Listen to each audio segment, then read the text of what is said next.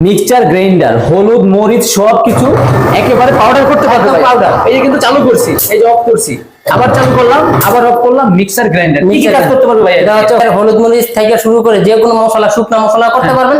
Plus বীজা যত কিছু আছে, বীজা বলতে আপনার যে কোনো মশলা আছে আপনি পেস্ট করতে হয়, পাকি বা পেস্ট করবেন, ওইগুলো করতে পারবেন। এটা অনেক হেভি এবং কি এটা হচ্ছে দেখেন বুস্টটা হচ্ছে লোহার, একদম একদম লোহার। লোহার। আপনার এদিকে দেখেন এটা হচ্ছে লোহা। তারপরে এইখানে ব্লেডের একটু কোয়ালিটিটা যদি আমি দেখাই, 5 লিটার আছে, 10 লিটার আছে, 15 লিটার আছে, আমাদের বিভিন্ন সাইজের আছে। ব্লেডটা দেখেন এটা অনেক মোটা, অনেক হেভি এবং কি অনেক শক্তিশালী ভাইয়া। এইগুলো তো রেস্টুরেন্টে, হোটেলে, মাদ্রাসায়, মানে যেখানে অনেক মানুষের রান্না বান্না হয়। জি জি, এগুলো জাতীয় সবকিছু করতে পারবে। শুকনা বীজা সব করতে পারবে। চাউলের গুঁড়া দিলে হবে, 100% গম দিলে হবে, জি জি, ভুট্টা দিলেও সব মরিচ যাই দেন সব দিবেন, সব হবে। আবার এটার মধ্যে আবার আরেকটু আধুনিক হচ্ছে কি, এটা হচ্ছে টিলিং সিস্টেম। যেমন টিলিং বলতে এটার মধ্যে সাইজ আছে 5 লিটার, 10 লিটার, 15 লিটার আছে। এটা ওই মালটা আমাদের ওই গোডাউন আছে। এটা দেখেন, এটার কাজ হচ্ছে ওইটা যেরকম হপারটা খুলছি, খুলে ডাইলা দিছি, এটা হচ্ছে কাজ শেষ। এই যে এইভাবে ডাইলা দিতে পারবেন। এটা হচ্ছে টিলিং সিস্টেম, একদম সহজ ভাবে আপনি কাজ করতে পারবেন।